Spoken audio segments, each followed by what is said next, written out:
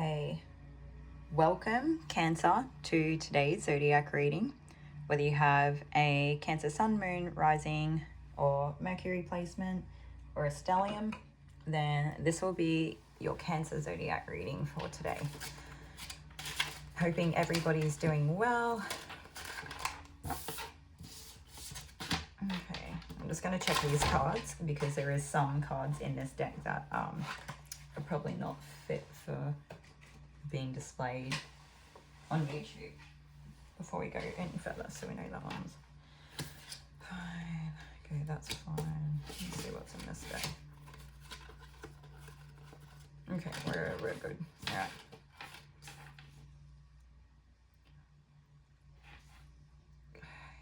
Cancer. So, feeling like Cancers, also cross watchers are welcome as well, just in case we miss that.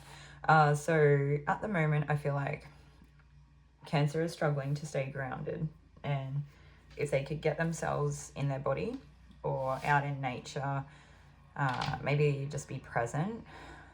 I feel like the thing is that they're not being present because of the overwhelm of emotion here. So it might actually take something like a physical, like a cold shower or going for a run or getting out in a forest or something like that, to be able to really come back down into themselves, or to like really hook in and connect back, like anchor into the earth again. Okay, once you're able to do that, I feel like you've got this big fire in your heart, okay? And this big fire needs to come out. You don't want it to burn you alive, and you don't necessarily want to burn other people, but I feel like it needs to come out so that it doesn't stagnate and stay in your body. So the way that you're going to do this, instead of just letting it roar out, is we're going to think about it. They're saying we need to be concise, we need to be accurate, we need to know the facts and be objective and tell the truth. What else?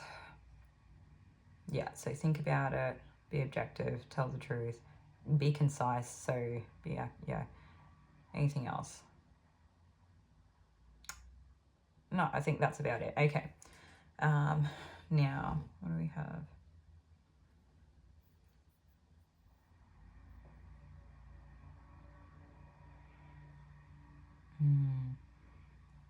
So maybe what you're working out is which way to go, or if it's not which way to go, what is the path of least resistance. So what here is going to allow you to navigate this in the way where you hurt other people to the least amount and you get hurt to the least amount. We want to find the best win-win situation there is here that minimizes the damage. Yeah, okay. I feel like this will be like a hard decision to make. And, you know, right after... So the one more thing that I forgot to mention here is that part of the way to handle this is to try to detach from the emotions. I'm a person that innately follows a lot of what I feel, but it's not always smart. It's not even that it's always smart. You've got to realize, as being a human being, that sometimes our emotions, they can deceive us, because just because we're feeling something doesn't mean it's the utmost truth in any moment. We might feel something because of something being triggered or something coming up or something happening to us. Doesn't mean we should discount it or invalidate it, but we need to sit in the feeling and we need to process it, and we need to like let it do its thing. Once we've come out of the feeling and we've returned to a grounded, solid, strong place within ourselves where we're centered and we're balanced and we've had the time to process and work through that feeling, then we can move forward, okay? So trying to detach from the emotion if we can, okay? Now I know, depending, like your Cancer, right? I don't have a Cancer placement. I have like a Cancer South node, okay? So I feel like even though it's not the same as like a Sun, Moon, Rising placement, there is part of me, I think like I may have had like strong Cancer in the past life where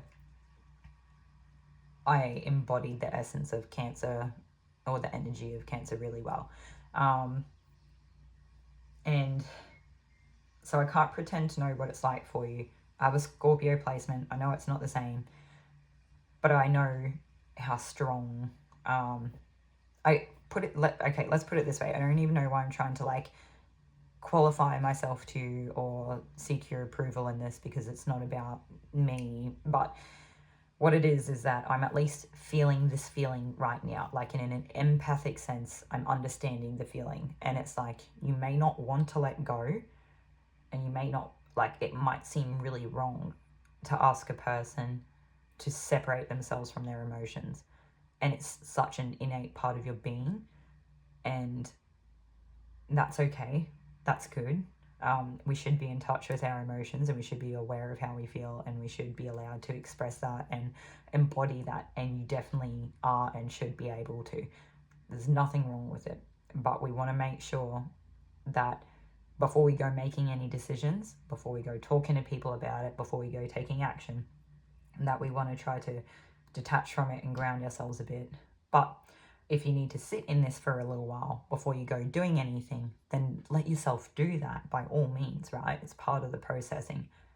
But when it's time to take action or say something or do something, we're going to try to take like an aerial view approach of the situation, where we're just looking at the exact facts of what went on, and we're not trying to take our feelings into account too much. Now, even though I'm saying this, you need to use your own discernment, right? That's what, like, the King of Swords is best at. They use discernment. They can pick their battles. They've been around the block, and they know when is a good time to fight and when is not a good time to fight, because the last thing you want to do is wind up getting yourself burnt or burning other people to a point where they don't want to, like, have anything to do with you, or they also in turn get hurt, okay? Yeah, it's just like navigating the situation with discernment. That's all it is, okay? So take from it what you will. There's like utmost compassion here. You, like, you know, if you come to my channel, that's like part of what it is, right? It's not, it's like spirit seeing, I don't know, I feel it's not going to help explain this. Okay, so what else do we need to do? Let's see. Okay, now, sometimes the way that we are is because of the things that have happened to us in our lives, okay? That's usually the case for most people, and it may be really hard to escape or step away from our old ways of doing things, our groups or communities, or you know, belief systems, or the thoughts that take up our space, or even I don't know what it is. Maybe for some of you, it's not really about the emotions as per se, but it's like the thoughts that may trigger these emotions to come up, and then we're like following our emotions afterwards, when really we need to let ourselves process in that emotion before we do anything else with the thoughts, before we make any decisions. It's like keeping them separate, like knowing when to give in to one. Like, it's literally like this picture. Let's pretend this is emotions, and let's pretend that's thoughts. Knowing when to take a bow on one side and let the other side win, okay? Yeah, hopefully that's helpful. And if you can, they want me to remind you that if you can remain neutral throughout this process, we'll just make it easier for you. And then, but yeah. So allow yourself to process things, and then be neutral afterwards when making decisions around it. That's what it is. It's the decision making. Okay, now, if what it means at the end of it is that you have to walk away, and that's what you have to do to take care of yourself, then that's what you have to do, okay? If you're not being honoured in whatever this situation is, you may just need to walk away. If you feel like your emotions have actually been getting the better of you, and it's hurt you, it's ended up hurting you as a result because you've let your emotions take charge here, then maybe you need to have a break from acting out of emotions, acting out of a place of emotion. There's always room for emotion, as long as we're not making lasting, impactful decisions from the emotion, unless it's like our only guiding source. Like, I don't know how to explain it to you. What I can say is that I feel like for this group, at this point in time, it may be hard for you to see the difference between the two or make the decision. It may be hard for you to draw a line in the sand between the thoughts and the feelings, because especially if we're living like an integrated life, they can really be the same. Like they can feel the same. It's like we're living an integrated experience, so it can be hard to keep them separate or almost compartmentalize that. So what we want to do, I guess, we want to ask Spirit, because we want something helpful from this, right? We don't just, yeah, we want to acknowledge what's going on, and validate your experience, but we want to see what, if like we can get some helpful advice for you. So I feel sad. I feel hurt. I think that's what it is. I feel hurt more than anything. So maybe that's how you're feeling. I'm not sure. Okay.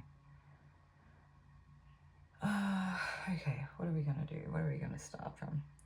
We're like, maybe taking that moment to put both feet on the floor and take a few deep breaths. If you can like touch the ground or go outside and, I don't know, put your hands on a tree or something while you do this would be great. But, you know, you'll do what you want to do. Okay, so we want some right away.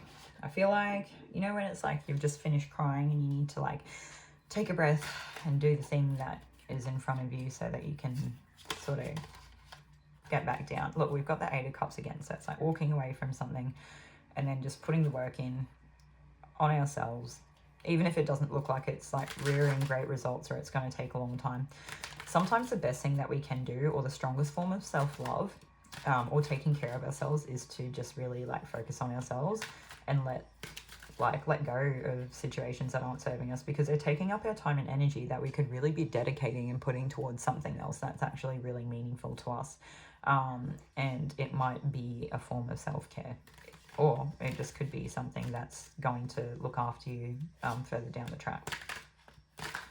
Sometimes it can be like looking after our vessel, and that might mean eating healthy, exercising, and making sure you sleep well, making sure you have time for rest, making sure, I don't know, what are the physical things that we need? Like, do you have like health issues that you need to work on? We're going to move these down. Let's go. And it doesn't matter what it looks like to other people. Other people can judge all they want, and they can throw sticks and stones, and sticks and stones might like break your bones. But it's like the words that hurt. And I think, God, this is not what I was expecting. Okay. You have to know that regardless of what other people think, even though you can feel it, like you might literally feel the judgment coming off of other people, like almost piercing through your energy. If you can, block it out. Keep focusing on you. Keep focusing on what you're doing. Keep grounding yourself. Keep taking care of yourself. What they think doesn't matter. If you can find a way to block them out and move away, like that, literally walking away, and just work on yourself, that's good. Let them watch you walk away. Let them watch you walk away. Let them watch you like build yourself up and work on yourself. Let them watch you move on with your life. It doesn't matter if they're still here. Feel like their energy is like really tugging on you, like they want you to come back or say something, or they want to have a last say, or I'm not sure what it is. All I know is that I don't like it. It's like you had your chance, you're like, whatever's happened has happened, and I just don't want to do it anymore, and so I'm doing my own thing and you can go do your own thing. They will, even if it takes a while, they will get the message, okay? So they will at some stage stop being so like fixated on you or whatever it is. Okay. Now, for some of them, they might be the people that this whole seeing you walk away and move on with your life actually like makes them feel like it kills them. But for others of you, it's like you having to walk away from things and really put the work in that doesn't give you much payoff or credit, and then still having people scrutinize you can literally feel like it's killing you, or can be the thing that, yeah. The thing is, what you've got to know is that you can come back from this. Inevitably, undoubtedly, you can come back from this, and it will be really painful. But you've got to know it's like character building, and it's like a strength test and a testament to who you are. And it doesn't matter what, it doesn't matter about other people. even if it's really painful. I feel like our relationships sometimes are the things that are the most painful in our lives, right? Because, I don't know, if we can find ways to be like content on our own, then it doesn't really matter what other people think about us. Yeah. Okay, so I feel like I got that like fire in my heart or my chest again. Like you really, this might be, it's just like, I don't know if it's like unnecessary, hurtful stuff. And the truth is that none of it matters. What matters is your own inner peace and journey and your own enlightenment and healing and growth and on this path. Yeah, and staying grounded in the reality of the situation and letting yourself be the guiding light through this situation. If no one else is going to show up and help you or be there, the least Cancer can do is do it for themselves, okay? And that's that thing. There's that like a testament to the strengths. And it might be really lonely and it might be really painful. I'm hearing, but I promise you it will get better. Some people will want to fight you. Some people will be defensive. The truth is you'll find your own like inner drive or compassion or motivation, or you like whatever it is that drives you. You'll find what drives you. You'll make it happen. You'll probably make it happen pretty quick and surprise people. You might still occasionally get lost in your feelings. Or you might realize at different points that there's still things in like your subconscious that you're trying to work on. And that's okay. At this point in time, I feel like you might just be trying to work out what works for you, and finding whatever that is and working with it and seeing what sticks and what helps and what doesn't. And I don't know, maybe that's like a time for processing, right? And eventually you'll get your new beginning and it will be more grounded and more stable. Yeah. And the new beginning allows the death of the like last chapter and the rebirth for the new chapter, and probably a rebirth of who you are as a person. And it'll show.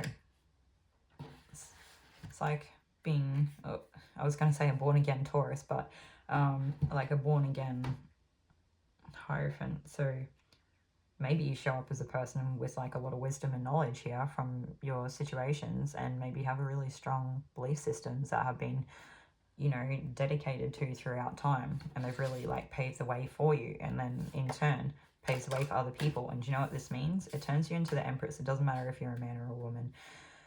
This Empress energy is like, I'm hearing a whole person. And then we have the King of Pentacles. So maybe like some sort of counterpart here. But I don't think it's about a counterpart. I think it's about you being the Empress and you being your own King of Pentacles. And you just, people are sitting back watching you do something great. And all the times that they were, you know, had something to say or whatever it was, it'll work out. We have a second dynamic going on here. What is this group? This group is Cancer. Some of you may have like Scorpio in your chart. And that's, what is this? I can't remember why. The Empress has Venus. So some of you may have like a Scorpio in Venus or something like that, or just like strong Scorpio or strong Venus placements. The other side is that there may be like some sort of Taurus placement. I feel like this the Scorpio energy is really strong. So someone here on either side has like a strong Scorpio in their chart or embodying a strong Scorpio energy. And at you, what is it like?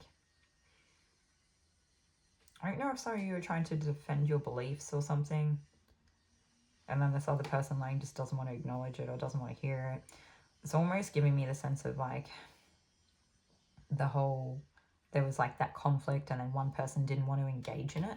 It's quite literally like this person is like coming in for the kill and this person's like, no thank you, I don't do this, see you later. Yep. Okay.